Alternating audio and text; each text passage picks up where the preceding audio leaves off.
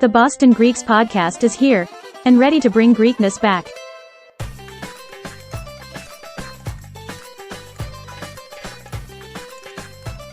Hello, everyone. Thank you for joining us for another Boston Greeks podcast. We are back with an amazing show, and I say amazing because we did a round one before, and this is actually round two, the sequel, Break Into, Electric Boogaloo, whatever you want to call it. This is the second episode because we had such a great feedback. People were so excited about this. We got a lot of feedback, a lot of likes, a lot of follows. Like it was just awesome for us as a podcast, and it was great for me and for Foti because we got together with some people that we really care about, we really like, friends, people that meant a lot to us, people that meant a lot to the Greek community. I mean, I can't stress this enough. These are the guys that put Boston on the map as a Greek scene. And, you know, we want to welcome everybody back. But first, I want to say hello to my co-host, Foti Stamos. What's up, Foti? What up, Ari? Dude, another exciting episode. I'm super excited. And you just mentioned something about these gentlemen were part of the scene, right? But it goes beyond that. These gentlemen are also responsible for a lot of people's weddings and you know, we took people from being single to our events, getting connected, getting married, and then these individuals were also part of that experience as well. So it goes beyond just the scene of the nightclubs. But in any event, it's great to have the gentleman back. I'm surprised and I'm excited that we're able to get everybody back again because with everyone's busy life and things that are going on. Well, we said this before, and I'm going to say it again. A lot of great COVID has been a horrible, horrible thing, but a lot of great opportunities have actually come up because of COVID. And I think the reason we could get everybody together at once is because, you know, they're not out there spinning, you know, doing this, doing that. Like, you know, people generally are home at night, which, you know, that's fine. But it gives us the opportunity to get everybody together, which we're really happy about. Excellent. Well, let me welcome the boys to the segment. So tonight, once again, thank you, gentlemen, for joining us. We have with us Chris Paragios, aka El Greco. We also we're gonna after you do the introduction, we're gonna go and actually get absolutely. A recap of the names because some of these are good stories. I also want to welcome Dimitri Soteropoulos, aka DJ 7, and next to 7, Mr. Arthur Markos, a.k.a. DJ Thriller.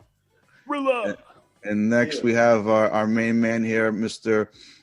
Peter Souhleris, a.k.a. DJ Souhleris. And alongside with DJ Souhleris, we've got George Kotzamanis, a.k.a. DJ Manis. And ending off with our boy, John Speridakos. The a.k.a. will leave it as a mystery as we get into this segment. But gentlemen, thank you so much for joining us again. It's been a pleasure. And we look forward to tonight's episode with you. Awesome. All right. So how should we start this off? Do you want to jump into saying about the names? I think that would be kind of a cool thing. Everyone has that question at the top of their head, like, how did you come up with that? And we had this conversation before, right? So everyone has a DJ name that they went by. And then I'm curious on Thriller first. I want to start with Thriller because that one's you know, just got that little to it, and I know it's good. You know what? And for a long time, I always thought it might be a little too edgy. But you know, were you like beating people down, Thriller, and like were you like a you know what, man? Like, sometimes it's hard to present yourself as a professional when you're like, "Hey, my name is DJ Thriller," and they're like, "What? Like, Thriller?" I'm like, "Yeah." I mean, you're a DJ. You need that. You need that name. You need that like. But you know what? This is so. I mean, just the history of the name was. The name came from back when I was like a teenager, and everyone had AOL, and then you pick your screen name. So my screen name was, you know, AGM. So those were my first initials, and then Thriller. So that was like something I probably heard in the Biggie song or something. It was like Thriller. Or Michael Jackson, because I was a big Michael Jackson fan. So I was like Thriller, but not Thriller. Awesome. It was Thriller. So because you're Boston. Because I'm from Boston and whatever. I was want to be a little more hip hop. But before I was a DJ, because I would use that email and I would like people know me from online, I would just start be known as Thriller. There's no like, even before like I was a DJ. So like when I started becoming a DJ and I was like, all right, that's gonna be my name. But it's funny because the people that out there that never even knew my first name because I was just Thriller, you know. And I come from a large family too because we all have the same first and last name. So they were just like, all right, if you had a nickname, they were going to use it. Just so your dad is like Ella Thrilla Tikanis. Yeah. Now, and it's like Thrillas. Oh, who's that? Thrillas. Well, helped us growing up with them. I still call you Thrilla. One time I was like, I want to maybe, it's just so I can, when I started doing a lot more mobile and weddings and stuff. But then I realized, right, people know me by that name, and I'm just going to embrace it. I'm going to use it, and then I love it. When I first, people would say to me, "Yo, you're from Lynn. Do you know Thrilla?" I have no idea who you're talking about. Right? Like, you got to know him. His name's Thrilla, and I'm like, Thrilla. Yeah, dude, I have no idea who you're talking about. They don't even know my first name. I found out who Thrilla was. I was like, the Markos. And I was like, yo, that's a good point. That's a good point, Peter. And I think Chris knows what I'm going to say here. But we did a party in Philadelphia, and I remember these dudes coming up. They're like, "Othrillas, Othrillas." And I was like, "Yo, are they talking about Arthur?" And they're like, "Yo, DJ Thrilla." I was like, he has a name over here, huh? What's going on? Like, that was cool. Yeah, so I ended up, it ended up good for marketing and stuff. It kind of distinguishes myself a little bit, but it's not. It's sometimes it's like, you're a grown ass man and calling you Thrilla. I'm like, yeah, but you know what, Thrilla? It really does fit you. Like, I could not think of you as not being Thrilla. Like, I just couldn't. Like, it's just part of you now. Yeah, your name definitely stuck. Yeah. Like, you're the only one who really held it, who's something that's not a rendition of your name. Yeah. That's I give you credit for that. Because... Well, then let's segue to you, Dimitri. So you at one point were DJ 7, right? I was. So and now you funny. just go by DJ Dimitri. Right. And I think Thrilla put a good a start to that. Is like, once I became a lot more serious about the private event space, I felt like I just needed to go by my name personally. Well, start off telling us. Yeah, so where the name came 7. Where it's funny, I was on Nahant Beach with my sister, and we were like brainstorming together what name, because this is when George and I had just started. Yeah. Now, my last name didn't have a great ring to it like George's when you cut it short.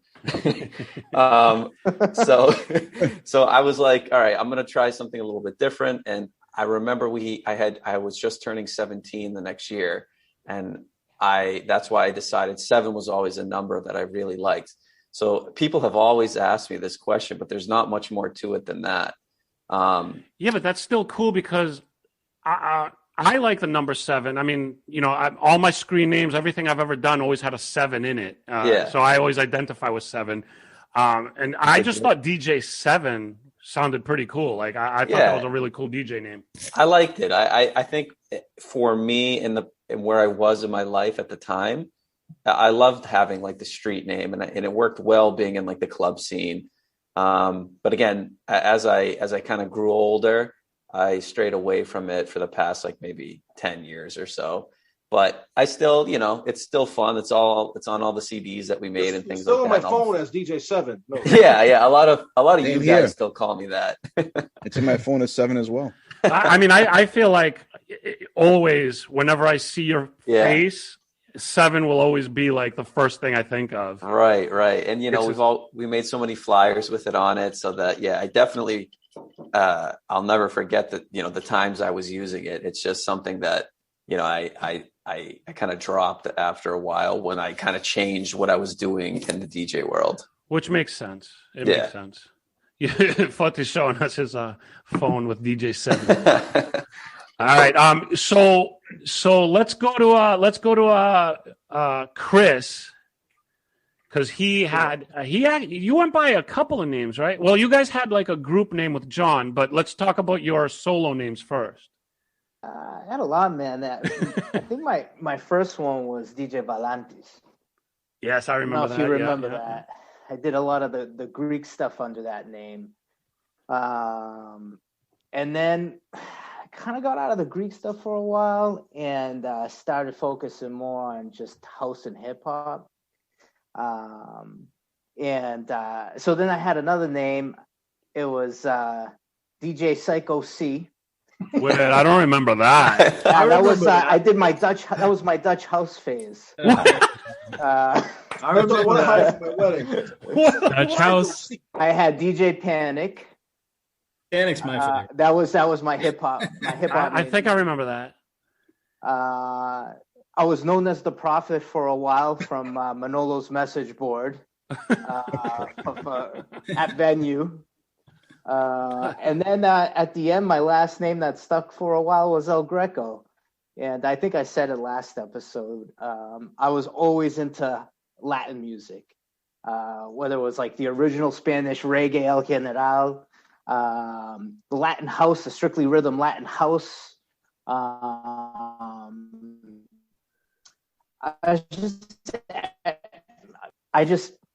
remember it was when we first started working with Spiro. He was promoting the first Greek night we were going to do. And I was like, man, I'm going to make a reggaeton CD, because it's so hot right now. And I got all the jams. And which, by the way, my wife was a huge fan of your reggaeton CDs. Yeah. So I was like, you know what, man, I'm going to mix it up. I love Latin music. I'm Greek. El Greco. What better name? It just it fit my personality at the time, and then it stuck. Everybody started knowing me as Greco.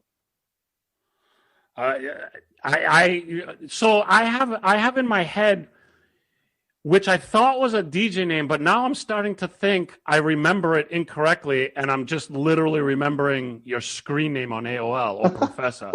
You never went by DJ Professor. That was just a screen name. Thriller had just created AGM Thriller like a week before, I think. Yeah. I always thought that was a cool screen name. Professor, right? Not Professor. Professor. Oh, Professors. I thought there was like 10 DJs that came out of Lynn. Come to find out, there was like 4 of us plus all the names. Chris. No good. I was like, we got 10 coming out of Lynn. It's like, no. 5 of those is Chris. I was like, all right. All right. So we got the guys who had like the actual screen name. So we're gonna ask Mani, but I mean it's kind of clear. But I don't know. Is there any more to it than you just cutting your last name? Yeah, that's pretty much it. I don't even remember thinking about what it should be. I think I just it was either going to be Kotzam or Manis. Like no, one or the other. No. No, Kotzam's a Turkish word, so definitely not. I was going to say Mani has a nice flow to it. Like Dimitri said, it's like it fits really well. Like just Mani, boom. Yeah, the only bad part. Maniac crazy too. Well, the only bad part, people think I'm from Mani. That's the only thing. Yeah. Oh, that's true. That's true. As a Greek DJ, my mom's side of the family is from Mani. So then let's jump to John. John, if you well, first of all, tell us if you had any solo names or any DJ names. I mean, I did every now and then. Like it was just more for like some mixtapes that I made. But these mixtapes didn't really go anywhere. Like I said earlier, it was like. Well, you gave me one, and like I said, it was the number 1 mixtape ever for me. So that means something. I went by DJ Junior. That was. What was the other one? Your first Greek mixtape was DJ Rio. DJ Rio, yeah, because I was baptized Yannis Nekbarios, so I cut Nekbarios and Rio. So that was one of the names that I had. That's a cool little nickname. It's not bad. So it was Rio, J Mello, and where did J Mello come from? Oh, that was like our earlier hip hop days. That's when you were like a Portuguese DJ. There was J Mello, right? There was a couple of rappers with the name like that. So since so that's good. History of you. So why don't you, John, tell us where the duo name of Freakas came from when you were with Chris? The Freakas, that came from that track that we made, right? Yeah. It was we sampled something from Cypress Hill. I'm the Freaka, the one that freaks the funk. Oh yeah. So maybe Chris the Freakas, that sounds dope. You guys are on iTunes as the Freakas, you know that, right? Yeah. We did all of our remixes for X-Mix under the Freakas. We were on X-Mix, the remix service, as the Freakas too. So it still lives on. What's that? There's a website called discography.com, I think it's called. Yeah. I've seen that. Yeah, Discogs. We were able to. Is X-Mix still around? I don't know. I haven't seen much of it. I don't think so. This is everybody's like able to just do it kind of on their own. Yeah, back then there wasn't a lot of audio desktop studios. It was still kind of rare, so there weren't many people doing it. Wait, so again, I'm the outsider here. What you guys are talking about right now, what is that? What was X? It was a remix service that was really, really good, and both these guys were on it. That's because they did some serious production work, right? Armand Van Helden started there, and you would see on his first couple of albums, it was still released under X-Mix Records. That was Neil Petricone's. Yeah. And so that's actually really cool.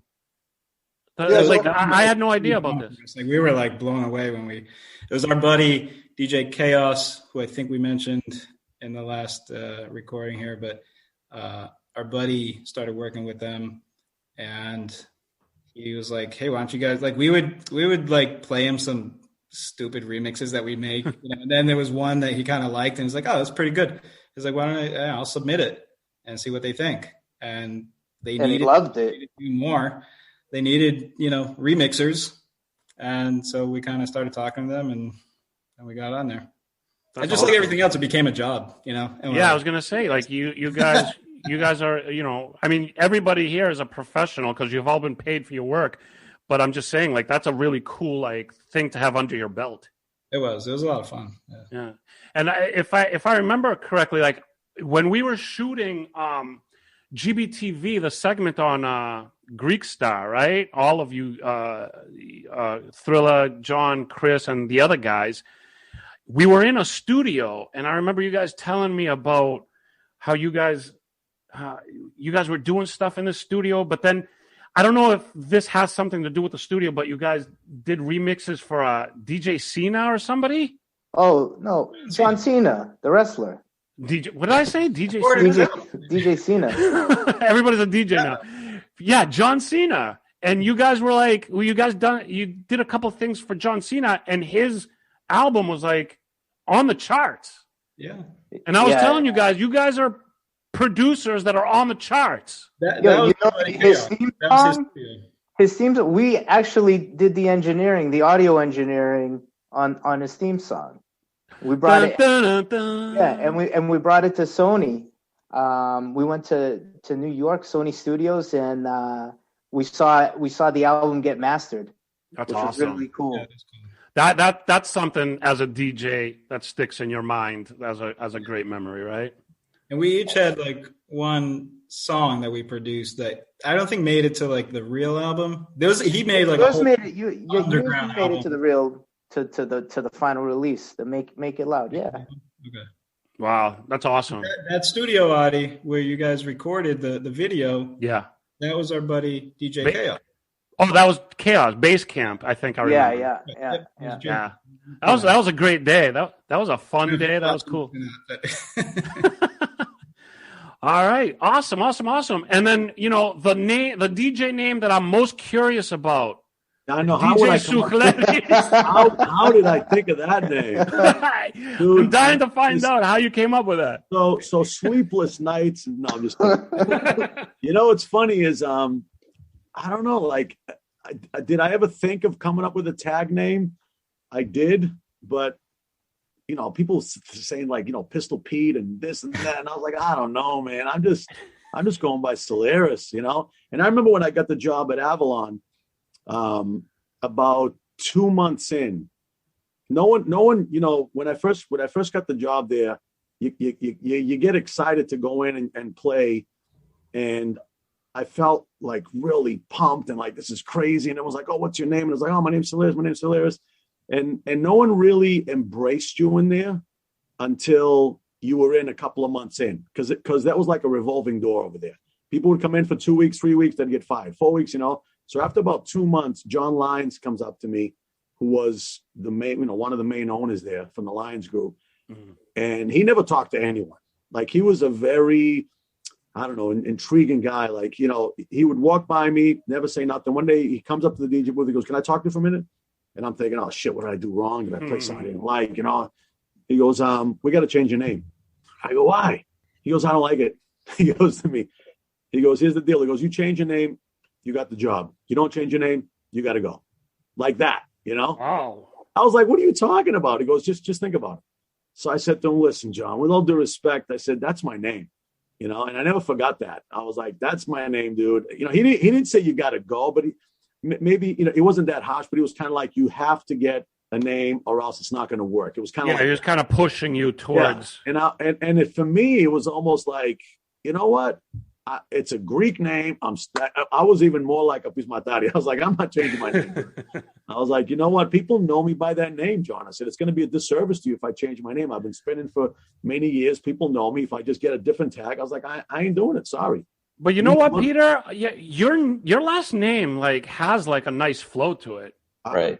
Like it's like, it's not like, you know, DJ Soteropoulos, where everybody's gonna leave immediately if you announce that. That's why I now go by DJ Bufo Montesi. So you guys all heard that here first. But no, Souhleris, however you want to say it, like that has a nice flow. Like that sounds like a good. It's almost like you did pick it. Well, I had no choice. That was the name. It's cool that you stuck to your guns.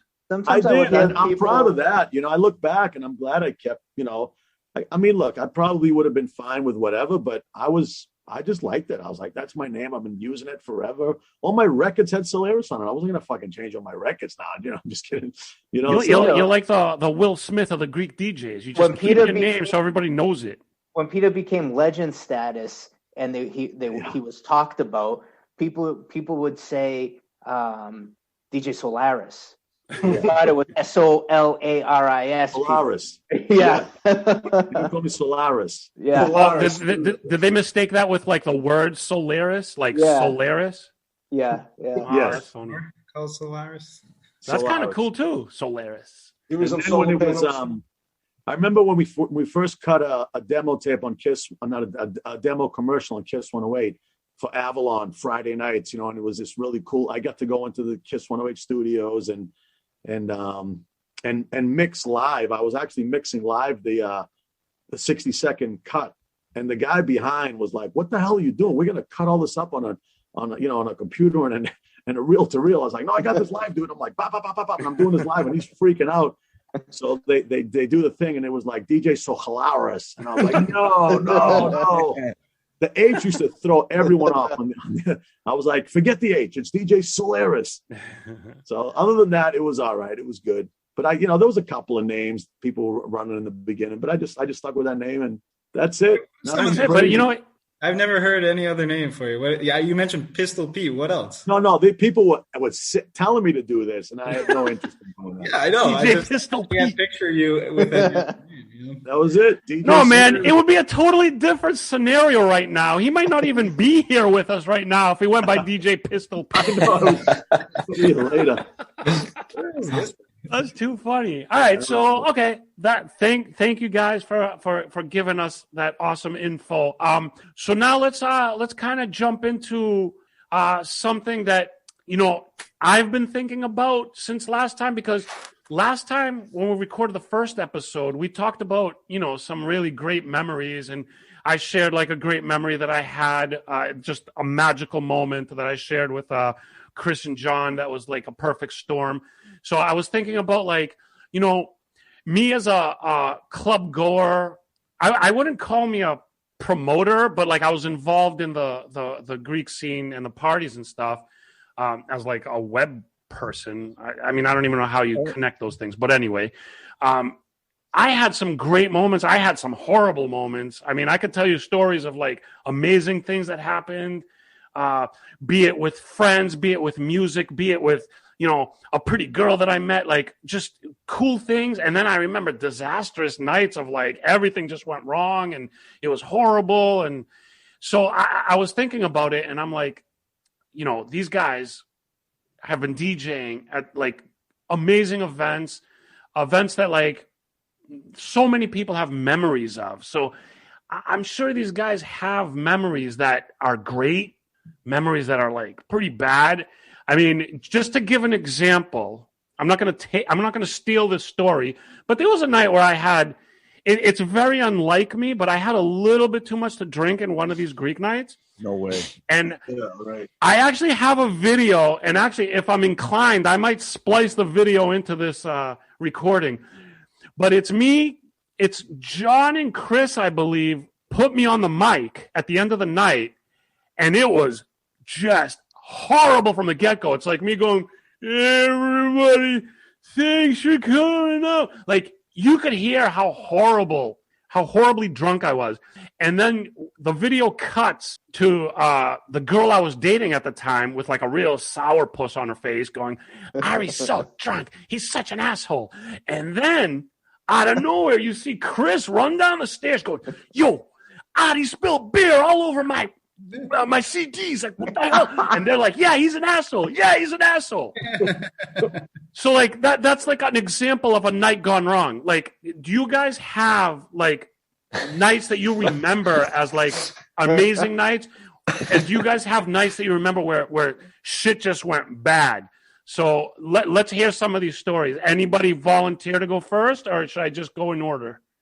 All right, Chris, we're gonna go with you first. That sounded like one of my disaster nights. Which club was when that? I had to re-record, reburn all my CDs. For real? Yeah. Well, not all of them. Man, I'm sorry, man. We really have to show this video because we caught this as it happened. And, Chris is a pretty laid-back dude, and he doesn't generally get really mad. And it wasn't like he came down and he was, like, ripping mad. He had still kind of a little bit of a smile on his face. But he's like, yo, Adi just knocked all this beer on my stuff. And I just laughed when I saw this, and I was like, oh, my God, I remember that. But is that really one of your worst That's a good memories? impersonation of me. How about a fond memory? How about something that was like magical to you? I mean, there've been a bunch of magical moments, I guess. I imagine as a DJ, you guys would have a lot of magical moments. Anything you want to talk about? Anything you want to like mention? I don't know. I just there's just some nights that stand out where I felt like there was such a strong connection with the crowd. It was like almost like we were reading each other. Just where everybody's just in it. You're in it. It's just like you're in the zone. There were a few memorable nights like that, both in the American scene and the Greek scene. Yeah. What about, gentlemen, anybody opened up for, during the concert times, were there any moments where some of us were, or some of you were actually part of the opening for any of the major singers from Greece that were hosting concerts at the time? There was never openings for us back then. It was always the after party that was huge. Yeah. After party, yes. And we used all right, you know what? Let's talk about let's do that question after. Let's just finish with this one. All right. I got a story, actually, something that I can add. All right, let's do it. All right. So when you talked about, I wouldn't say like a bad night, but I have a funny story that involves George and I. So when George and I started, it was probably around like 2004, 2005, this happened. And we, like, when anybody starts, like, you don't have that many events, right? So we're like, hey, we'll take anything. We'll do any type of gig. So I was listening at the time to a lot of like Greco's reggaeton CDs, like the Maslow Dose was like my thing, right? And I used to be friends with a bunch of the Dominican kids in Salem because everyone else is pretty much from Lynn. I grew up in Salem. So we were a pretty heavy Dominican population.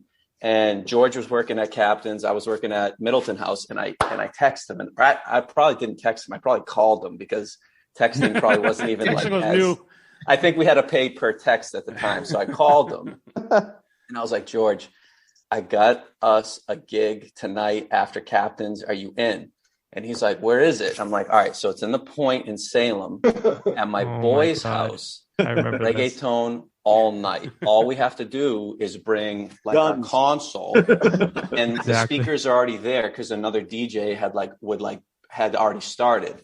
But like we were super in tune with reggaeton at the time, like from like Greco and Thrilla and the Freakas, like that was our thing, right? And George is like, are you sure, man? Like, are you sure? Like, are you sure this is a good idea? And I'm like, well, what else are we going to do? Like, we don't have any gigs, so let's do it. Like, we're going to take it. It was obviously unpaid, by the way. Like, this was just exposure gig. Oh, you guys are like real deal right there. Yeah. So he gets out of Captain's. I have my gear I come out of the pizza place. We meet at the place in Salem. And again, as I'm driving up, George is like, dude, are you sure about this? Like, the whole thing was sketchy, just like are everything. you sure, right? And I'm like, of course, man. I promise you nothing's going to happen. Like, it's going to be fine. So we roll in, like, smoke everywhere. We set up the gig and we just start ripping it, like reggaeton after reggaeton. And people are looking at us like, who are these, like, non-Dominicans like to this level of reggaeton? But it was cool because it's what we really liked. So we're having a blast. It's a great night. And then, like, you start to see the crowd just like make a massive circle. Some dude like whipped out a gun. Okay. And I remember looking at George and he's like, I told you, man. I told you we shouldn't have taken this gig. So I could see George doing that. He was so pissed at me. So we like unhooked the stuff, right? And like we have the 19-inch rack like running to the car outside to try to beat it before the cops come. And I just remember the whole time hearing him be like, dude, I can't believe you took me here. Why did we do this? We get in the car and we take off. But I think, so that was just like a funny story, but like, it was definitely something I'll never forget. No, man, that's exactly the story that I wanted to hear. Like, that's awesome. I was sucked into that, and I could totally picture you guys. And I could totally first of all, I could picture George when you said I got a gig tonight. I could picture a lot of people going, yeah, man. But I could picture George going, where? Yeah. Yeah, George, I can picture George because George is very methodical. He kind of wants to lay it all out, to make sure everything's cool, you know. But I oh man! So no one got shot, dude. I mean, I would have been a little bit better if someone got shot in the leg. No one got shot in the leg. What was he doing? Like showing off or something? Was it like you were going to say you like ran out of music because you didn't know like what they knew for reggaeton? I didn't expect a gun to be. I thought they were making a circle around you. Yeah, what you should have done was you should have grabbed the gun, shot George in the leg, then you would have become famous like gangsta reggaeton dudes real quick overnight. Just telling you, man. No, I remember like people, they were helping us like get out of there. Yeah. Like, they're like, you guys need to go. Yeah, but do you think there was nothing happened there, right? It was just somebody showing off or something? No, like I called and I called my friend Manny after to ask what was happening. And he said like, you know, someone beefed with someone else's girl and, you know, no one was shot, but it was cops came. So he flashed a gun because he was pissed, not just because he was like drunk and dancing and taking a gun out. Yeah. But then when people started seeing it, remember we're in a house, we're not in a club. Yeah. So like everybody's just shuffling around, like hitting the street, going through the doors while George and I are trying to unplug and carry gear out equally as fast. I used to go down to the point because that's where I learned how to do a lot of my production. I linked up with some Dominican kids and I used to go down there. And that place is like your place. Hold on, Thriller. Hold on. You got to tell everybody who these dudes actually were that you hooked up with. That double A guy who was he was part of the original Looney Tunes and Looney Tunes got big and they made a studio in Puerto Rico. This guy actually produced a track with Jay-Z. And at the time, I linked up with somebody in Lynn, and I wanted to learn. And they knew I was a DJ, and I was doing production. Like, yo, you should meet this guy. So I'm like, all right, meet this guy. And they're like, this guy's name is Double A, or AA Aaron. And he's like, yeah, you know, I work. I was like, can I come to the studio and just watch what you guys do? Because at the time, Chris wasn't using FL Studio Fruity Loops. They were using the Mac-based stuff. And I was like jumping up to this Fruity Loops because I was like, all right, this is a new stuff I want to learn. This is what all the reggaeton is made. And I ended up getting to the studio. This guy literally made a track with Jay-Z on it, with El Bambino on it. Like, he made that track. And I'm sitting there watching them produce the track. And I'm in the studio now, and this is like in the basement. And no English at all is being spoken, all Spanish. So it's just me. And I'm just watching them do stuff, and they're just looking at me like, you know, like I'm like smoking weed. Everyone's like just like people in and out, girls, guys, like babies. It's like, and I'm talking about a studio that probably costs, you know, hundreds of thousands of dollars. It is right down there, the recording, everything. So it was like when I first started, I learned so much of them. We exchanged stuff. I gave them Greek music. They listened to it. Like, they were like, "Wow, this is cool." We're talking about music, like how reggaeton and the sito is the same beat, and it's like all like the same rhythms and stuff like that. And a lot of them, like, is that true though? Does reggaeton have the same beat as sito? Yeah, same rhythm. Yeah, same all rhythm. Right. That guy, the producer, actually, because he lived in Lynn, he used to go down to the festival, the St. George Lynn Festival. And he told me, he goes, I was there. I was eating some Greek food and I was sitting there. I was watching the band. And I'm like, he was like, are they playing reggaeton right now? and I'm like, he goes, that beat, it was the same exact beat. I go, yeah, it's the same exact thing. So, and then at that point, you started hearing it in Greece and all these Greek songs, because they picked up on it in Greece. And all these songs now, they used to be sito, now we're just like straight up reggaeton beats. Yeah. You know, heavy drums, the heavy kicks and the snares. And it kind of evolved from there. And I felt like we seen it, before all that happened in Greece, we were like in it, you know? I would say, I don't know if it's because we're all from Salem or Lynn or the surrounding area, but reggaeton played a huge part in a lot of our musical background. You'd walk down the street, every car was just bumping it. And that's where it all started, because the Looney Tunes are from Lynn. And they're the ones that popularized reggaeton, you know? I mean, there was heavy influence in Lynn and Salem with that reggaeton. So all right, so this podcast is awesome because we're learning a lot. Like, I had no idea about this. This is new. This is new to me right now. Yeah, I mean, that was back in those days when we were making connections. We were going, seeing people, different studios. Everybody was kind of doing their own thing, but you're getting the influence, especially when you're in Lynn, because you would hear all these different crews doing music. Go to hip hop studios, and we had it lined up. We had like a Greek track, our Greek artist to do a track with a reggaeton artist from the North Shore, and we had a lot of stuff lined up. It didn't pan out, but we were trying to connect a lot of those that music too. Well, I mean, in your histories, there is a lot of connection between different musical genres. Like, I remember you guys. We had a reggae artist that Chris used to work with. Yeah. Naturalist. Yeah, we did the Gini, the remix. Yeah. That was really good, man. Yeah, we put him on. What's the girl that won the Eurovision? The number one remix too. Number one. Yeah, Elena Paparizou. Yeah, that too. The song that she won, I forgot the name of it. Yeah, my number one. My number one. Yeah. Yeah, man, I remember that. That was awesome. We even had a live performance at Rumor. With Naturalist. Naturalist performed there. With the guys, with Stella and his buddies. So let me plug Boston Greeks real quick, because I have the picture gallery from Rumor. I have video clips. It's not up yet, but look out for it. just want to throw that plug in. Make sure you filter those pictures, please. Forty makes me filter all the pictures of him, just so you guys know.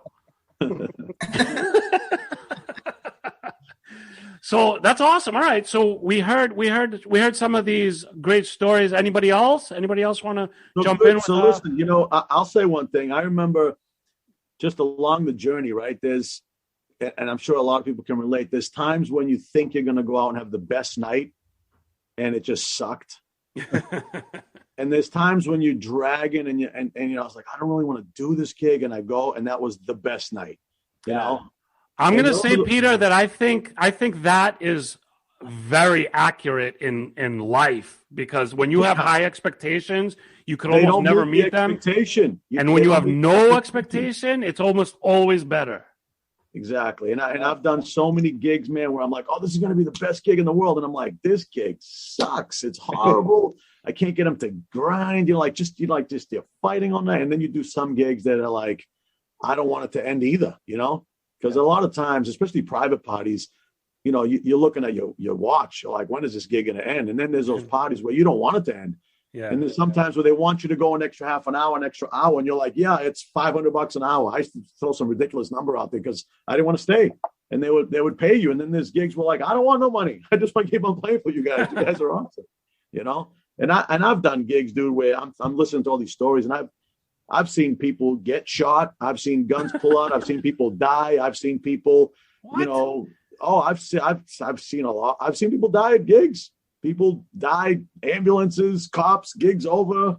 What, like fighting dead, or dead? No, fights. I've seen private parties with 400 people just go into mayhem and like, holy crap! I'm taking my speakers and throwing them in the back so they don't. Craziness. You know, wow. I'm sure, guys. Not that we want to discuss fights, but I'm sure we all have experienced breakouts and fights in a lot of our Greek nights. But more fun stuff than that. You know, more fun stuff. But I'm just saying, like, I've seen some crazy stuff. And if I'm going to recall, I'm trying to see that. You know, the question was like your best gig and your worst gig type of thing. I think I can think of more good gigs than bad gigs. You know, and I've had some serious journeys over the years where, you know, I mean, I can talk about Avalon gigs. I can talk about some fun stuff that comes to mind was when I was going to Philly a lot.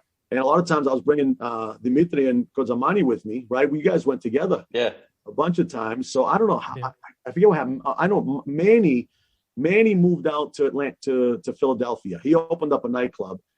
DJ Manolo for all you people. DJ Manolo, right? Which we're going to have on the next session, as we said, right? So he's got a lot of cool stories too. So Manny calls me up one time and he's like, dude, you know, I know you really want to do this, blah, blah, but I got these Greeks down here. They want to do a Greek night and they're looking for a DJ. And so he's in Philly, you said? He's in Philly, yeah.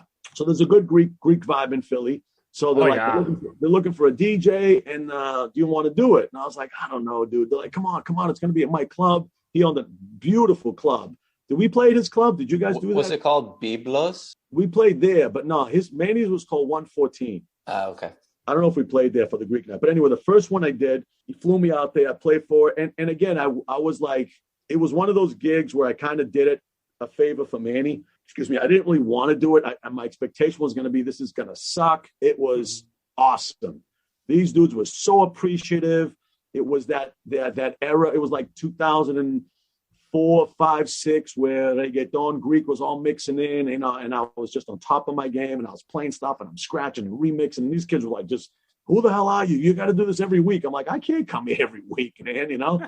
So then, you know, they wanted to do it again and again. I was doing it like, I don't know, once every 2 months, every 3 months, and I was bringing you guys out, right? And you guys were playing too.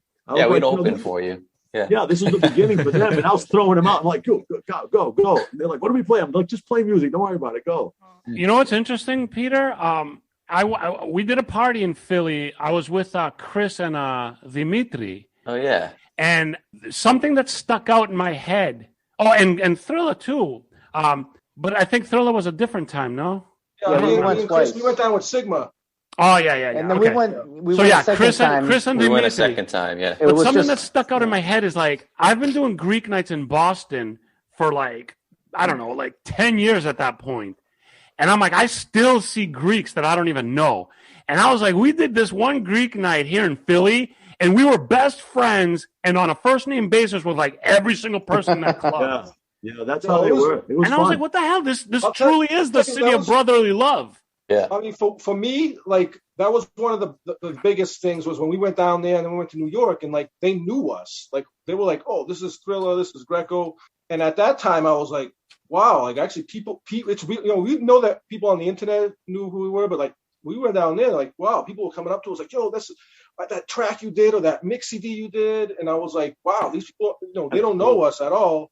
Like, as people, just as DJs, and they just love the music and they appreciated us being down. And that was a big thing. In New York, the same thing. We go down there, we'd be walking on the street in Astoria and they'd be like, hey, Thriller, Greco. I'm like, all right, we're doing something, like people would know us. And that was like a huge thing. And I felt that must be like an awesome feeling. Yeah. And I was like, you know what? Could you put a lot of, as a DJ, and even doing the music production, we put a lot of hours into it, like untold hours that, you know, you don't know that we're in your basement and you're learning and you're trying to put this track together. And, you know, even me doing my music remixing, but like Chris doing the post-production stuff and a lot of that stuff, that takes a long time. And it was when we started seeing people actually like, wow, they liked it. It was a good feeling. And I was like, oh, this is worth it. I mean, we didn't become millionaires instantly, but like. Well, look, I imagine like a few months, really. Yeah. I imagine you guys sitting on stage or, you know, behind a DJ booth, whatever it is, just wherever you are. I feel like that is similar to the feeling of like an actor like performing and a singer singing and like just any fun, sort of man. like Yeah, performer performing. I feel like you get that same feel, that's same what vibe. drives. Yeah, that's what drives us. I think we can all say that we have in common. That's what drives us. It was never about the money. It was always about, just entertaining and making people have a good time and a fun time, and taking them on a journey. You know what I mean? Like taking them up, taking them down, taking them left, taking them right. And the element of surprise, dropping things that they would never expect, whether it was that's cool. You know what I mean? Really like, cool. Just taking them on a journey and taking them back, taking them forward, keeping them there. I love going down memory lane and doing quick power sets, like in 5 minutes, mixing, 10, 15 songs, just bang, bang, bang, bang, bang, bang. Yeah. And, like if I'm in a car with like 3 of my friends and I play like a really good song, I'm like, I'm the man for my 3 friends. So I can only imagine like how cool it must feel when you guys really connect with the audience and you see hundreds and hundreds of people jumping up and down and having like the time of their lives, and it's all because of what you are doing. And alcohol it's you helps doing too, that. And alcohol always helps the situation as DJ. Yeah. What the best feeling that's is when they're in such a vibe, and you got some songs where you can drop the volume so they can sing along. Yeah. And it's just like the whole place sings along. But see, that's the stuff that you DJs, no matter what's going on, no matter how excited you are, or if you've had a few drinks, like you have to be in tune. Okay, this is where I'm going to drop the volume because everybody's going to sing along. You got to know that. This is where we like really crank it up because everybody's going to go nuts. This is where like you have to know your audience. And I think that's a really cool thing. That truly shows that you guys are connected to the vibe and the people. And it's a really, really cool thing. And it must feel good when you succeed in that. You definitely feed off the energy. Yeah. Crowd, and it goes both ways, right? So if that crowd's not feeling it either, or you're just not doing something that makes that crowd not feel it afterwards, then you feel that negative energy come back too. You know what I mean? So it's like it goes both ways. Like you can do something that can make that crowd go nuts, or you can do something that'll just totally turn them off too. Yeah, and so sometimes none of us do that. Obviously, what sucked as a DJ, like. You could go to a party the week before and play these 10 songs and people were like going nuts. And then you're like, oh, I figured it out. This is the formula. Yeah. Then you go to the next party and you go, watch this. You play 1, no one moves. You play 2, no one. And that's like getting kicked in the balls and punched in the gut. And that's where champions are made because that's where you got to come out of that and make them dance. And those were good nights. You know what I mean? Where let him kick you in the balls, let him kick you in the nuts. But you got to, it just didn't work. What you did last week didn't work. So you got to reinvent yourself. And that was hurtful, but yet the challenge was real fun. But the solution to all the DJs' problems with not being able to connect is have drunk Adi in the audience. Because if I'm in that audience, you guys are gonna connect and everybody's gonna feel it. I'm talking about private parties. I couldn't bring you to a wedding, Adi. That's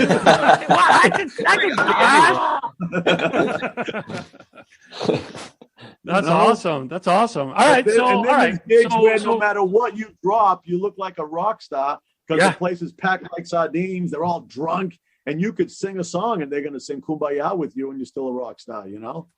There was times that must be honestly, that must be so amazing. Like it's like fun. I wish I could have felt that. I mean, you guys are all friends. You guys have all brought me up to the DJ booth, and just like standing in the DJ booth is like such a cool feeling. I'm like, I'm the man. I'm in here in the DJ booth. I have a good memory while we're talking about this stuff. Hit it. There was a Greek night at Rumor. It was me and John doing it. It was like one of the first ones we started with Sigma, and we were playing Greek all night. Whatever, mixing in some reggaeton, some Arabic, whatever, right? And then what we had never done before at a Greek night. I think I know what you're going to say. We were trying to incorporate what we were doing at the American nights when everybody was just hammered and whatever you'd play they were nuts to. So we got into an 80s set and we played "Living on a Prayer." Yes, I was going to say night. that.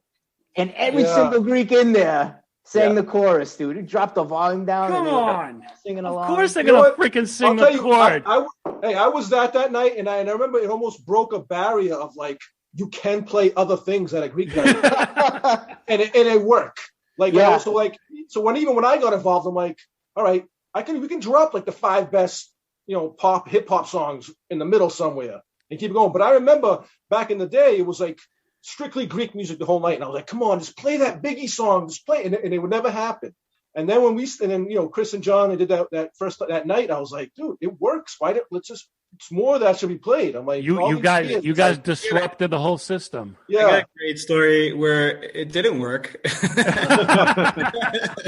So again, it was venue, but it was, we were doing a hip hop night. It was a separate thing. It was for 617 promotions or whatever they call the promoters.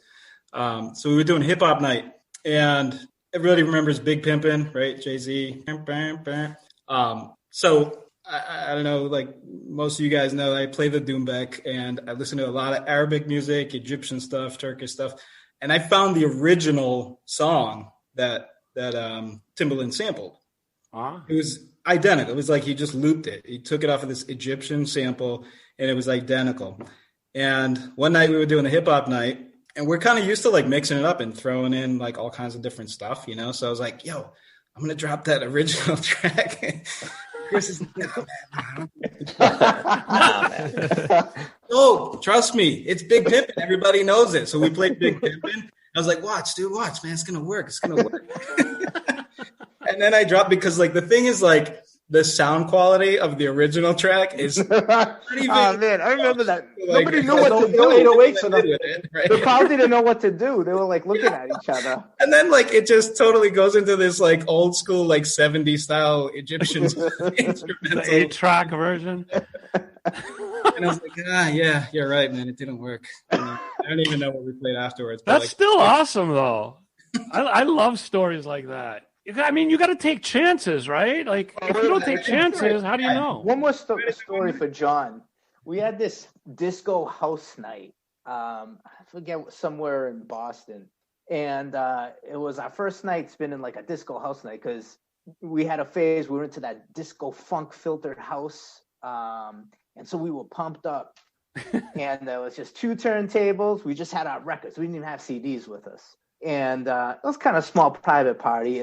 And John was like, he was on to mix, and he was like, oh, I'm going to drop this. He was all chill, he was like feeling it. He's mixing literally for like a minute and a half, right? Both volumes up, like full mixes. You can hear a perfect blend. I mean, it was like the perfect mix. I was looking at him. I was like, whoa, I've never heard him do such a long mix. This is at the, what's it called? The SW1, I think it was called. Yeah.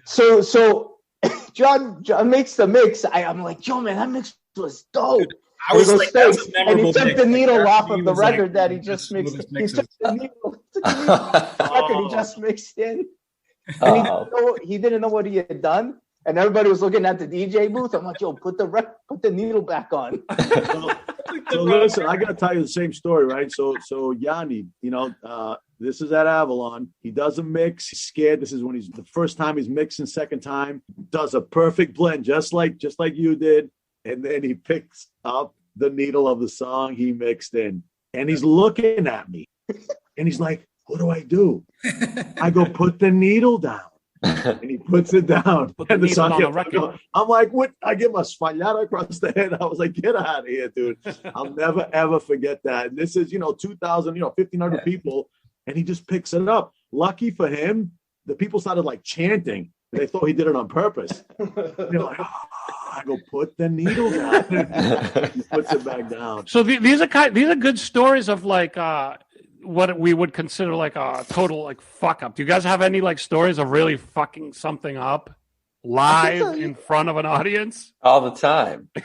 Well, if anyone tells you they don't, like that's a lie, right?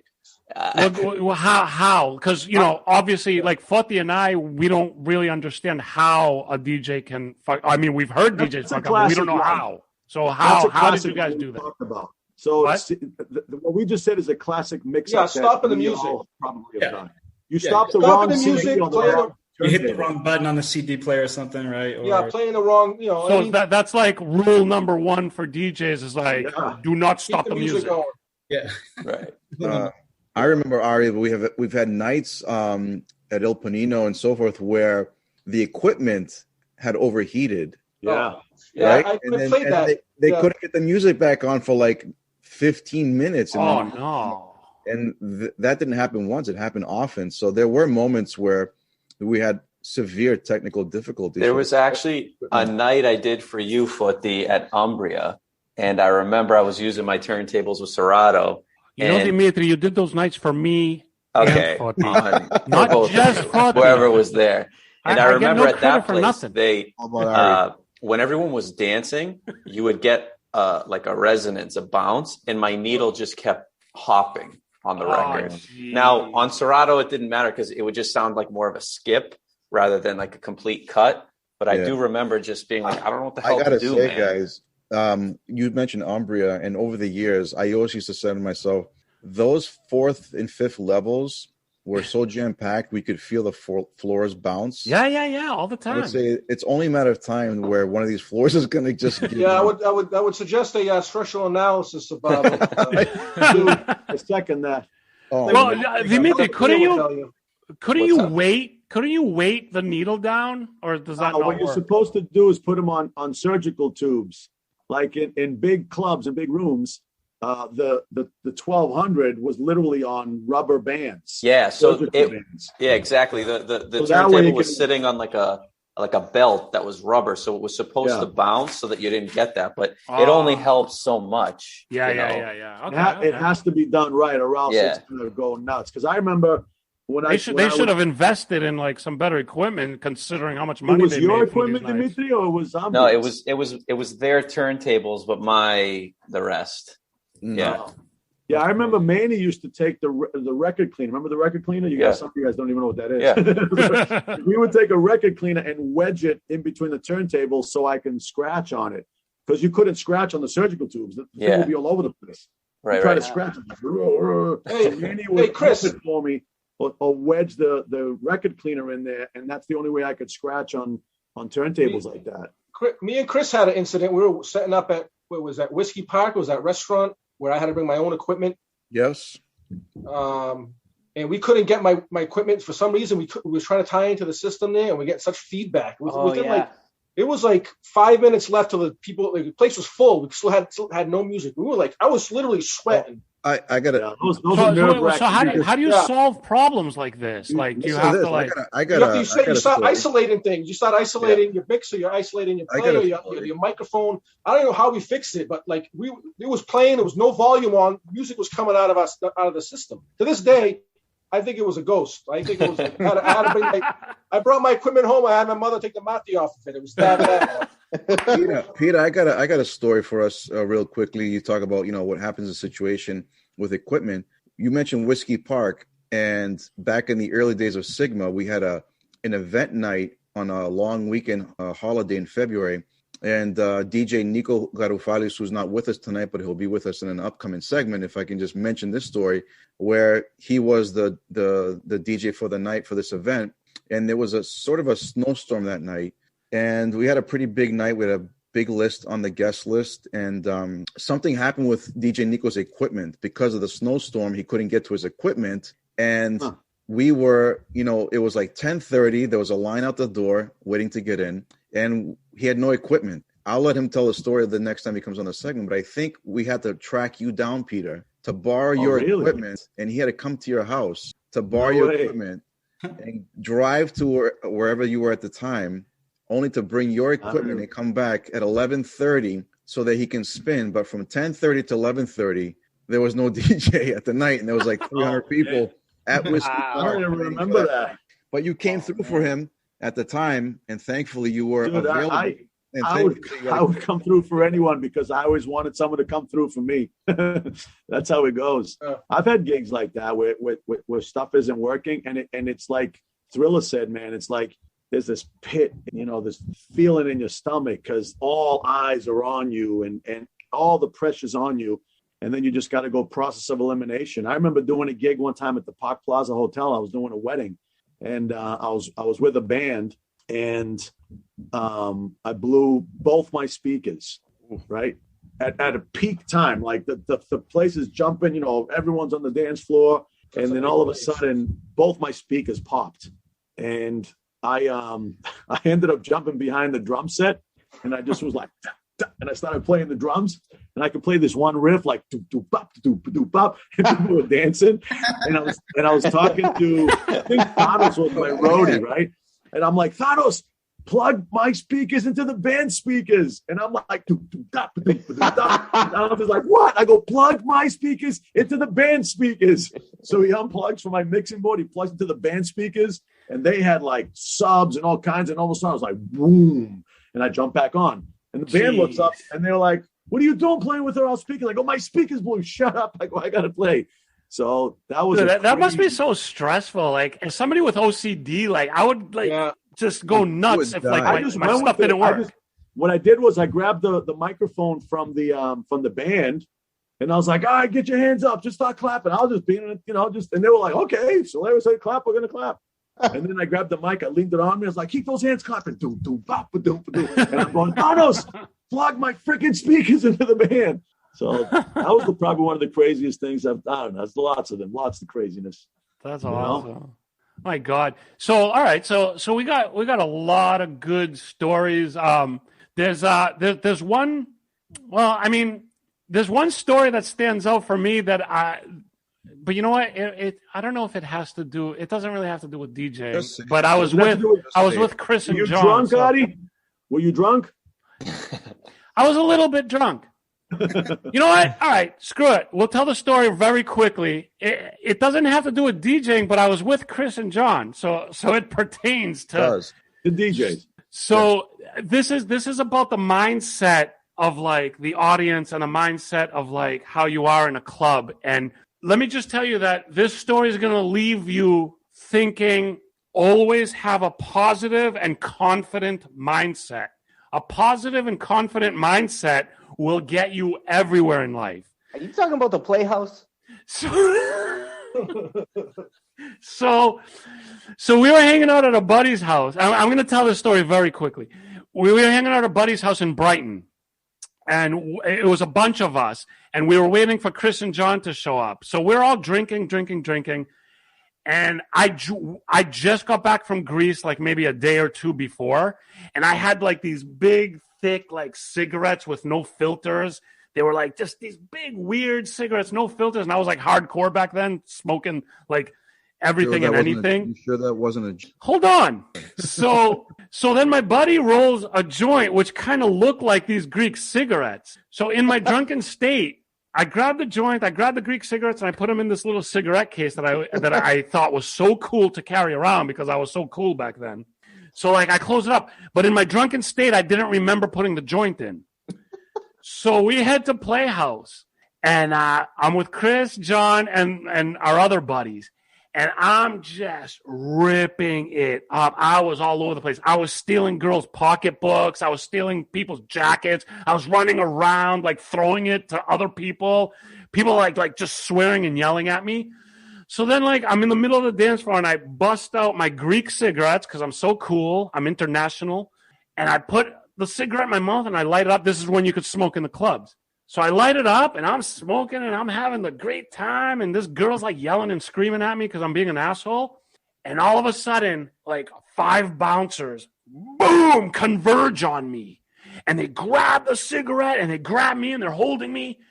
And I'm like, you motherfuckers, you don't know what you're doing, man. That's a Greek cigarette, man. They're like, no, man, that's marijuana. I was like, you fucking stupid moron. That's a Greek cigarette. You don't even know what a cigarette is? I was so convinced. I was watching this. This is exactly how it went down. I was so convinced, 100%, no doubt in my mind, that was a Greek cigarette, that I was screaming at the bouncers. And what ends up, long story short, they hand it back to me, and they go, thank you, sorry about that. I will never forget that, because I remember seeing them. They were sniffing it. They were trying to figure it out. Yeah, and one of them goes, the 2 bouncers were like, you think This is why, guys, if anything happens in your life, just have 100% conviction and confidence in what you are saying, and you could do anything. Well, you know the saying goes, what's the saying? Like it's only, or it's true if you believe it. Right? Yeah, exactly. That's what I'm saying. If I for 1 second believe that I had the joint, if I for 1 second believe that I smoked that joint, I would have been out of there in 2 seconds. But I did not know that joint was there. I truly believed it was a Greek cigarette. And I was like, you guys don't even fucking know what a Greek cigarette is. That's a Greek cigarette. Give me back my cigarette. And they're like, okay, sorry, sir, and have a good night. That's called the power of Greek persuasion. that was such a funny night. That was a funny memory. I mean, like I said, I'm sorry it doesn't have to do with DJs, but I was with two DJs. I like it. So. Like the story. If you think you're right, you're right. If you think you're wrong, you're wrong. You were right. That's it. That's it, man. Just be confident in everything you do. Yeah, that was a memorable night, man. That was a fun night. So we had a lot of fun nights back then. We had a lot of fun nights. You guys all went to the Greek concerts back then, right? In the after parties. So that's the next question I want to get into. Like those were fun, man. You said that earlier, and I was thinking about those. We used to do all the after parties, and those were a blast. You know, those concert would be at the Roxy. The concert would be at the Roxy, and the after party would be at Aria, right? So you guys walk across. Yeah, it was. Well, usually it was at the Wang, the Orpheum. If it was usually the Wang or the Orpheum. If it was at the Roxy, the party would stay there all night. But if it was at the Wang or the Orpheum, we would try to bring it to Aria. But there was kind of two groups. There was the Roxy group, there was Manos, and then there was Aleko and me that would do the after parties with Harry Iliopoulos. You guys know Harry, right? Yeah. So Harry's dad would bring most of the artists back then from, I don't know, Ana Visi to Alkeo and everyone in between. And there was always two teams. It was always across the street or next door to Aria. And you never know who you get, and everyone would promote. I saw some of the flyers you guys were posting, like the official after party. We always do the same thing.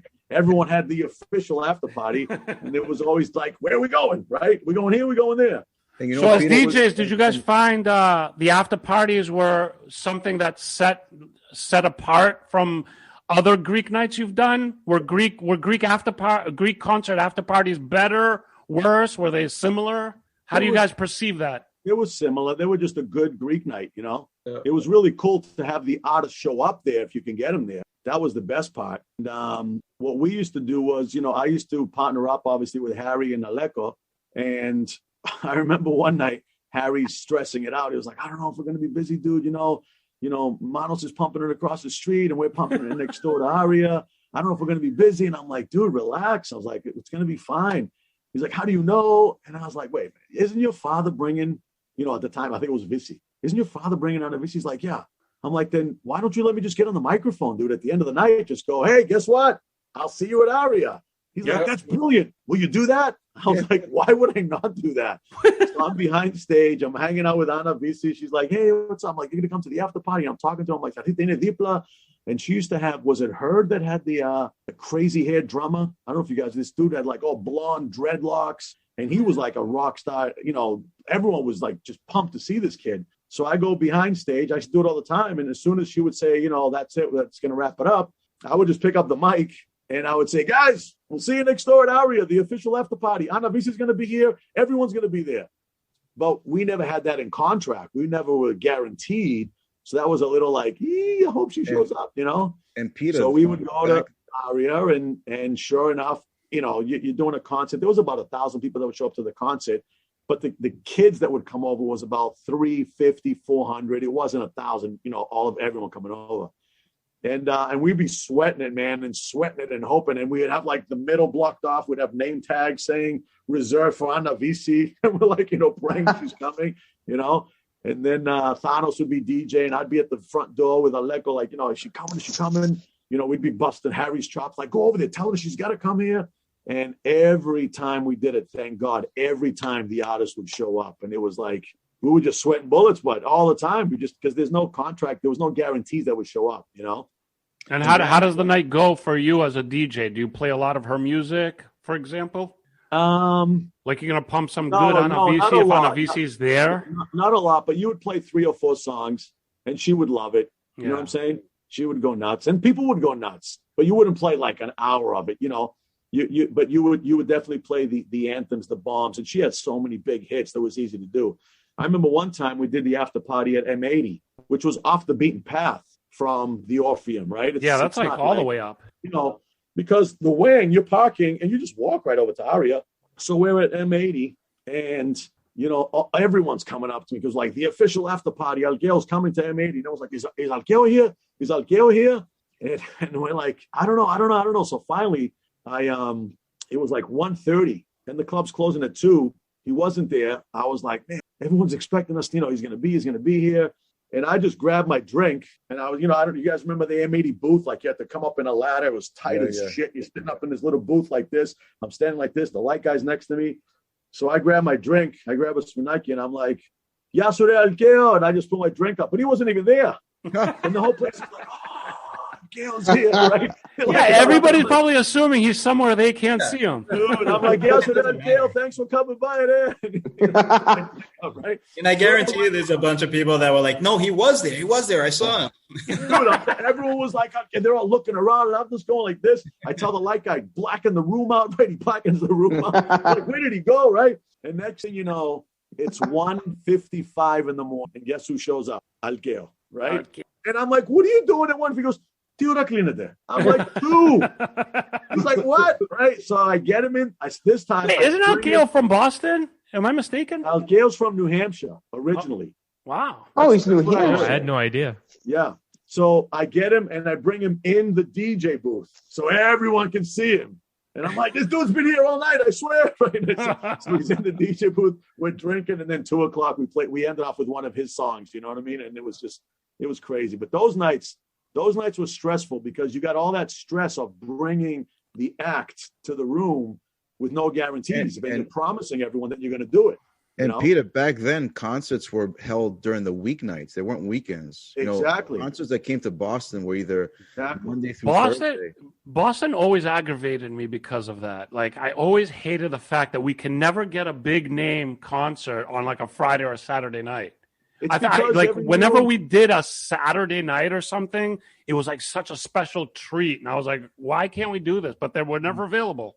Yeah. They were New York. Available. That's the problem. They would go to New York first. Yeah. And then come here, you know. Yeah, but it's like, you know what? Boston is a freaking good scene. Like I can't believe like we couldn't get more weekend concerts. But anyway, I mean, it is what it is. And you know, once COVID's over, we're gonna restart this stuff. We're gonna get this stuff going, and hopefully, you know, people like it, people respond. Everybody here is going to be involved as long as you want to be, and we're going to try to bring it back, man. We're going to try to bring it back. Adi, what do we call it? The first Greek super spreader we're going to have. Yeah. Well, Peter told me a story, and you know, Peter, share that story and end it with the line of like, in the future, we're going to look back and say we were the first people to do this. So tell the story, and then I'll tell you my version. On names, right? But we were at this weekend. I went to a party in Boston, and I get invited to go to this party, and you know, it was a birthday party. So I go to this party, and there was a band there, right? And everyone knows the band members, right? So I'm like, these are all my boys. I'm like, oh, what's up? You know? So I walk in there, and everyone had a mask on, you know, and not everyone. Most people had a mask on in the beginning, and then within like, I don't know, an hour later, no one's wearing a mask. Everyone's Greek dancing. Everyone's holding hands, dancing on top of each other. It was, I said, it was a Greek super spreader. Yeah, no, but Peter didn't say that. He goes, in the future, we're all going to look back and be like, we're the first Greeks who like ventured out after COVID and this and that. And I was like, or Peter, you could in the future be like, we were that outbreak that everybody was talking about. The super spreader. And he's like, so we were basically a Greek super spreader event. we're gonna wear the T-shirt. But it felt like you were at a speakeasy. You know, remember you read about the prohibition and those clubs underground, right? Yeah. It felt like that. Like it was at a restaurant, and the owner was kind of bugging out. He was like looking out the window all the time. He was like, and we're going nuts. We're just jamming up a storm in there, and it was awesome, dude. So the first event we do, we're gonna call it the Greek Super Spreader event. Yeah, that's what we're gonna call it. I said, Adi, the first event we do, we're calling it the Greek Super Spreader, and it's gonna be packed. That's how we're gonna go down. That's gonna be awesome. That was fun. Yeah, but man, I can't wait because once this shit is over or safe, like we're gonna reintroduce there's concerts, but we're gonna reintroduce it in a way that it's gonna be like the old school because we're gonna have the people from the old school. We're gonna have you guys. Everybody's gonna be involved. Anything that me and Foti do, everybody who's here, and hopefully, some others, but like everybody who's here is absolutely 100% involved. Like this is the team. These are the people who put Greek nights on the map. And like, we want to bring it back. We want to just have a good time, and we can. And there's a lot of opportunities. There's a lot of cool things that we're going to do. There was a lot of cool things that we had planned, before COVID hit. And, it's going to happen. So, everybody just prepare for that because if you think you're retired, you're coming out of retirement. If you think you're only doing weddings, you're coming back and you're doing pumping Greek nights. Like it's going to be good. And we're going to have a lot of fun with it. So let me kind of get into, I'll say last question, but take your time and whatever. But like, is everybody here still involved in DJing in one way or another? Are you guys? Is anybody here like completely done with it? Like I know the answer to some of you guys, but let me hear from you guys. Like I'm done with it. Yeah, but what did I just say? Yo, what did I just say? I'm out. What did I just say? Mic drop. I'm out. Θα έρθω εκεί πέρα και θα σε πάρω από το βρακί and you guys are coming to my night. You made me nervous when you're like, everybody's going to come back and DJ. I'm like, all I know is like, I'm going to play like, I like to move it. And you can play the doom bag, John. John, bring the doom bag. You can do the Dude, come on. Like, all right, so you won't do like a 10-minute set with you and Chris? Do they still have those Pioneer CD players?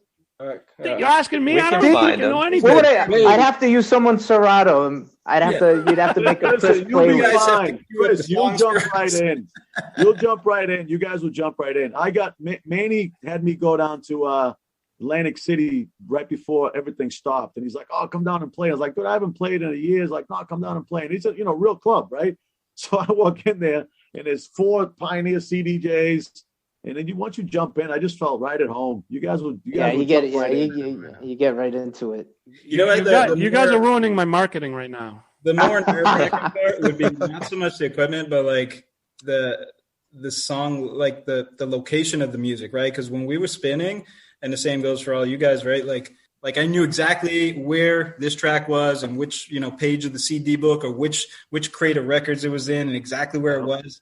And I knew like it was like everything was just like, organized in a certain way where you could just like kind of start playing. Right now, it's like when I've tried to do it a couple of times with Thrilla, and it's like, I don't know, it doesn't feel right to like search for a song on a computer. You know what I mean? Like it's different. It does if it's your computer. It's weird to search on someone else's though. Yeah. Right. Yeah. Like your crates on your Serato is very like similar to your CD book or your record crates. Yeah. But me jumping into yours, I would feel very weird. Peter does it to me sometimes. When I see Dimitri at a gig and I go up to him, I go, fill me up a crate and go take a break. And he fills me up a bag of goodies. Yeah. But if we tell you like, a month or two ahead, like can't you just put 10 minutes of something together so we could just announce you guys are being there? I think I could do that. Yeah. For you, Adi, and for the Greek Super Spreader event. Dude, I'm in, Adi. For the community. I would be so upset personally, on a personal level, if you guys refused this. I'm not refusing, dude. Who refused me, Chris? But John, you got to be there too. Yeah, man, I'm in. John's gonna play the doom bag, man. Yeah, play doom bag. Yeah, whatever. Even if you do a DJ Khaled, like, yeah, all right, like whatever. Just do something. We the freakers. Say that. I'm gonna introduce you guys with that. We'll be there. I'm gonna introduce you guys with that.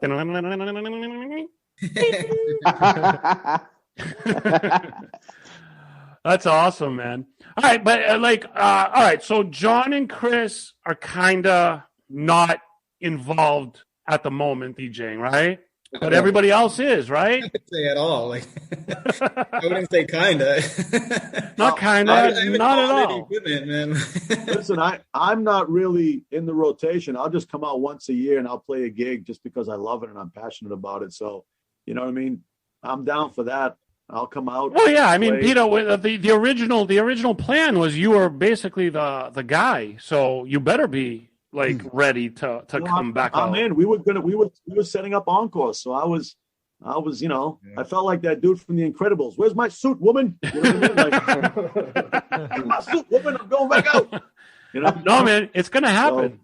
So, it's absolutely gonna happen. But Seven, Mani, Thriller, I know you guys are still. Yeah, I can go. I'm still active. I still do a lot of mobile events, weddings, whatnot. I still do music production as a profession. People pay me for it. I do like remixes and mashups and stuff. Like, and we're gonna have some on Boston Greeks as well because so like I'll do like I work with like hip hop crews and like do music for them. Like they'll dance at the Celtics and stuff, and like they'll go on tour with different artists, and I do the music for them. They go on TV and stuff.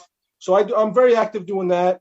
Obviously, it tailed off with COVID now, so I still do a lot of that. I still do a lot of Greek mixes, and I'm doing those because I like him, and like I feel like I'm almost carrying that tradition on. That I grew up listening to Peter's stuff, and Chris was doing it, and then like even I was doing it, and I'm still putting them out. And, I have a pretty active SoundCloud, so SoundCloud.com/Thriller Music, and it's like loaded up with all. Actually, I just started a Mixcloud where I put all my old Greek mix CDs on there.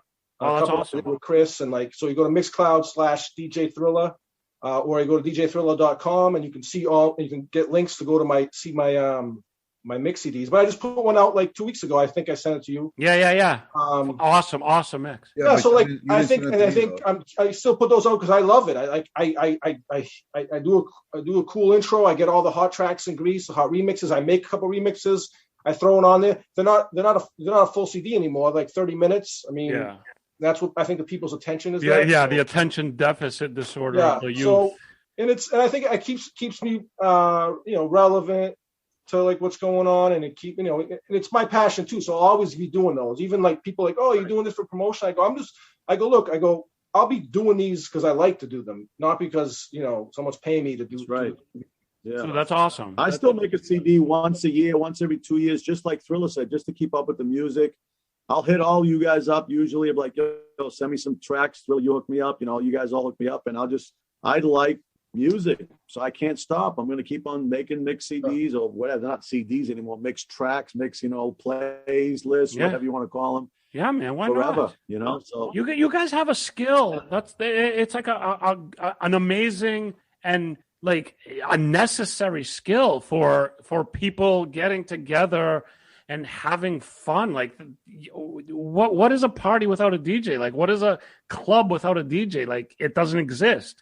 So I know Dimitri is still involved in like weddings and stuff like that, right? So no problem with you. No, I'm willing to do this. I just, all I ask is for some ample notice on a date, because the day before is what we're doing. What's that? Yeah. The day before, 24-hour notice. No, absolutely. There's notice. And Mani, you're in, right? Oh yeah, I'm definitely in. I mean, like doing clubs and the Greek nights. I miss doing those. Yeah, dude. That's what I'm saying. Like around 2018, end of 2018, I like missed just DJing in Boston in general because I was doing private events, and so I did have a residency at Bostonia Public House, which was amazing because they just let me play whatever I wanted. So I just went with whatever the crowd wanted that night. One night was like all Latin, another night was all house, and then some nights would just be a mix of everything. Oh, that's cool. So those were like the funnest nights for me, just because like I actually don't like when there's a place that says you can only play this. Yeah. Because that limits your creativity. The most fun is when you can just go on and go in and out of different genres and like mixing, just beats that you never thought would go together, and they just flow so nice. That was the best. And so yeah, like I really wanted to get back into the club scene a little bit, so I was doing that, and then COVID stopped that. Well, so Monty, at home, yeah, we had a good run with you as your residency with us at Splash for a while. That was fun, a lot of fun, right? Even though it was labeled as did we label it as a Greek night? But it was. I don't remember. I remember it was on the website all the time, but like I don't remember what we labeled it as. I think you just played whatever you wanted those nights. Yeah, I remember. Yeah, I played everything. The whole point, definitely hip hop, house, Greek, reggaeton. I gotta mention this though, right? Didn't we also do a release party for you, Peter, at Splash when you were doing your show? Yeah, we did. That's right. It was at Splash. We did. Manolo was there too, wasn't he? Yeah. We did a throwback night at Splash too. I don't know. You guys remember the throwback night? That was an awesome night. I remember we hosted with Peter, with his film crew for his show. Yeah. Flip in Boston, right? Yeah. I was there. We had to sign like waivers to be on camera. Yeah, right. Everyone that walked in had to. Well, you know what they did when you do an event like that? They put a sign on the door. By walking through the doors, you're you can't have everybody sign. It's just too crazy. Yeah, that was fun. I have footage of that. I got to get you guys that footage from Splash. I got to find that. That was good. I think Dimitri did nights for us at Splash too, right? Yeah, I did. I remember all sorts of girls asking me who the DJ was and do I have his number? And I was like, bitch, stay away. I didn't want to blow up your spot, but they made me jealous. But we had a lot of good times, man. I remember too. Splash was very open format, like George just said. You know, you could label a night however you want it, but just play whatever you feel. But that's the point of those are the best nights, man. Yeah. If me and Foti do a night where we get a DJ, we want the DJ to choose. Right. Because the DJ is the expert. The DJ knows. Like, we're not going to be like, you can only play this. Like, dude, get the crowd moving, make the night successful, and that's your job. So, like, I think it's stupid for anybody to be like, you have to do this and you have to do that. Like, I got a quick story with Seven, Dimitri. We had, remember in the alley one night we were doing nights in the alley, and the very first night that we kicked off, it was like just a regular night, and we walked into an opening of a night with like over capacity, which we never expected, and it was just free flow. You had a form. Sweet, yeah. That was a good night. That was like they had sort of a dying Friday night, and then we took it over, and that first opening night was chaos. Yeah, so you never really know, right? Yeah, but again, that was open format. I think what makes you guys pretty good promoters is you never dictated what we needed to do. But you guys are the experts at what you do. But there are promoters out there who are not like that, who will tell you, like, this is what we're trying to cater to, but you never... We do what we do, and you do what you do. And what you do is play music, and you get the crowd going. I don't think a promoter should ever tell a DJ what to play. We always allocated drink tickets to the DJs, and then everything was fine. No, there's a lot of good times, man. The thing about this group right here is that, we talked about some horror events, but it's like 99% like just amazing, awesome memories. Like, if it wasn't for every single person here, like I would be missing so much of what makes me me. And I'm sure there's a lot of people out there that have gone out to Greek nights, that have gone out to whatever nights you guys have done, private parties, weddings, whatever it is you guys do. There's so much about what you do that kind of affects people. I, for one, am somebody who has been greatly affected by what each and every one of you have done. It kind of, everything molds the person. People are made up by memories. Like, everything about a person is a memory. So it's like, you guys have created memories, right? Music has a lot of that memorabilia in it, man. Like, we hear songs and you know where you were, what time, where you first heard it, and the memories and we, all of us hear it from people. We bump into people say, oh, I was at that gig. I was at here. I'll tell you guys a funny, crazy story talking about memories. I was at Committee in Boston a few weeks ago, right? I was going to say, this is a recent story. This is recent. I was at Committee a few weeks ago at Boston. and I'm trying to get a table to sit with my wife, and they're like, we only have a seat at the bar, and we were getting breakfast, and I was like, I don't want to sit at the bar. They're like, you have to wait another half an hour. I was like, all right, I really don't want to sit at the bar, so I'm really trying not to sit at the bar. And and I was like, do I call my buddy George owns it? Do I text George Abujaudi? And I was like, I don't want to bother him. How are you waiting for a table, Peter? So listen, right? I'm like, I'm not gonna, pull rank and pull name drop and call my friends. So I'm just trying to avoid sitting at the bar. So I end up sitting at the bar, and I was like, Pete, just relax, sit at the bar, enjoy yourself. So I sit at the bar. This kid comes over, and have you guys been to committee? They have Greek food there, right? So I said, the kid behind the bar, I said, you guys have frappe? And he goes, yeah, I got frappe.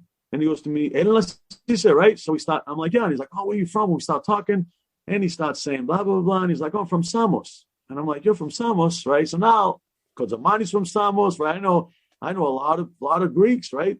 So we start talking. Next thing you know, George, right? This kid was at the wedding I was DJing in Samos when you were there. What? All right, so I'm doing a wedding. His kid goes to me, dude, I was at a wedding one time with this American DJ from Boston, and he made us all jump in the pool. I was like, that was me. He was like, what? I was like, you were there. And nobody else knew that, because at the end of this wedding, everyone jumped in the pool. All the bridesmaids the whole party jumped in the pool. Were you there, George? Yeah, it was my cousin's wedding. Oh, that's awesome. Did you jump in the pool? His cousin called me up. Yeah, I jumped in Samos. And he's like, Pete, I want you to fly to Samos and DJ my wedding. I'm like, are you nuts? So I called Manis up. I was like, dude, I'm not bringing equipment. I'm not, he's like, don't worry about it. I'll take care of everything. I know kids there. We'll get you, Pioneer DJ, equipment. So I fly out there. I'm doing this kid's wedding. And sure enough, this kid's bartending. And I didn't want to sit at the bar. You know what I mean? And then we hit it off like this. I became friends with the kid. And it's just crazy. It's just crazy how the world goes. But those stories are just, it's just, you're one person away from that, I love those stories, man. I just love hearing about it. I love that connection.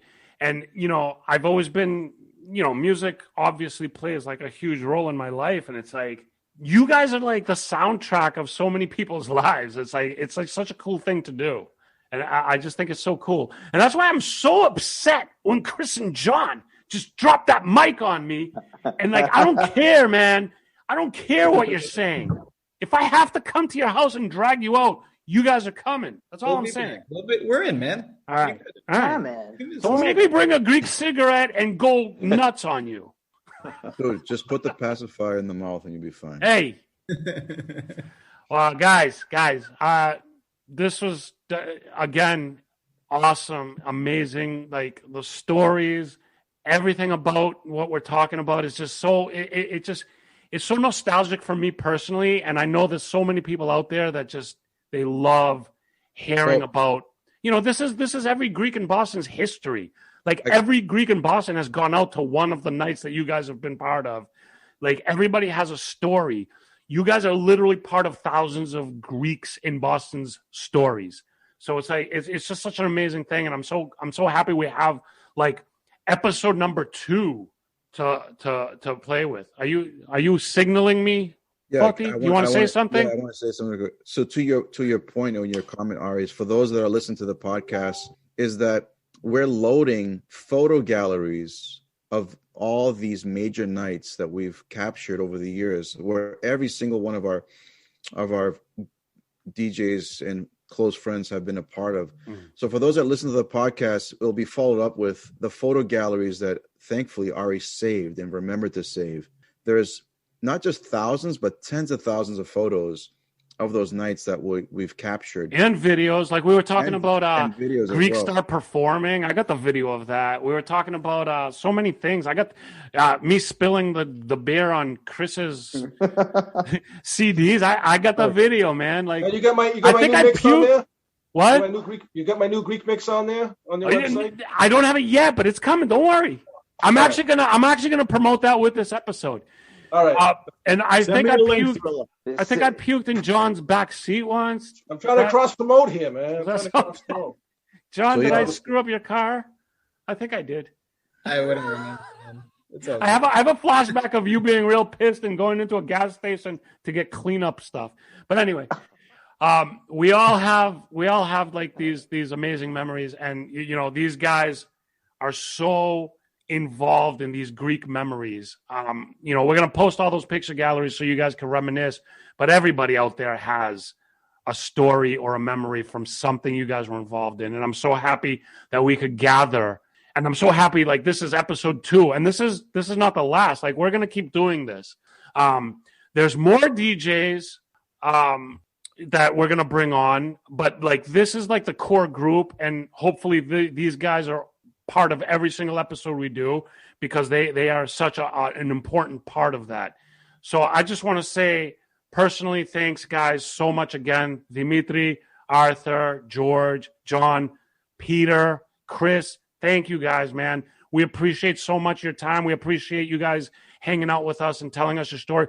Everybody out there, from the feedback we got on the last episode, I know they love it, and this one's going to be even better, I think. And just thanks. I just want to say thank you to everybody. Anybody want to say anything, closing, anything? Thank you guys for thank you guys, man, for putting it all together. Yeah, man. I mean, this is necessary. I think this is like a real, like, needed thing. Like, for me, it's kind of like, I don't know if it's like therapeutic, but like, I love talking to you guys and hearing these stories. It's just such a cool thing. And I know everybody out there does too.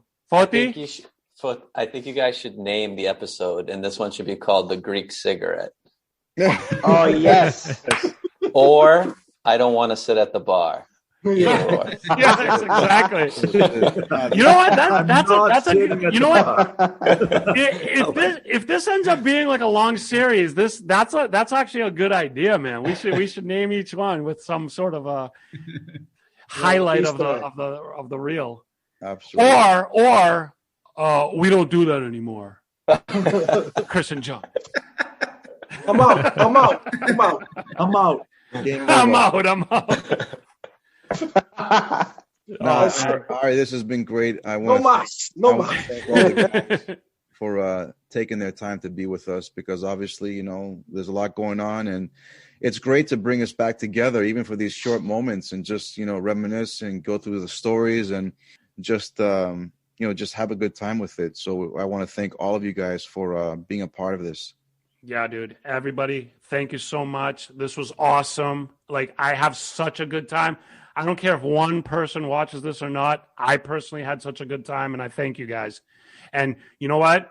This is Greek DJ 2 Electric Boogaloo, so look out for part 3, which, I don't know, probably about a month or so. And we may have new faces. I don't know. But if we do, awesome. These guys will be back, hopefully. And we're gonna do it again. So everybody out there, thank you so much for watching. Thank you for listening. You guys have comments, feedback, let us know, because these guys also want to know. All the fan mail from the girls, like, you can calm down a little bit, because I got flooded before, and it was almost like New Kids got with Backstreet Boys and went on tour, and they're like, that's the feedback we were getting. Like, all these girls were like, oh yeah, I remember this. Those damn bots. But thank you everybody for watching, and stay tuned for the next episode coming probably about a month or so. Thank you guys. Thank you so much. Yes. Everybody, have an awesome night. Thank you again, and we will do it once more. Thank you. Thank you guys. Good night. Good night. Good night. Bye.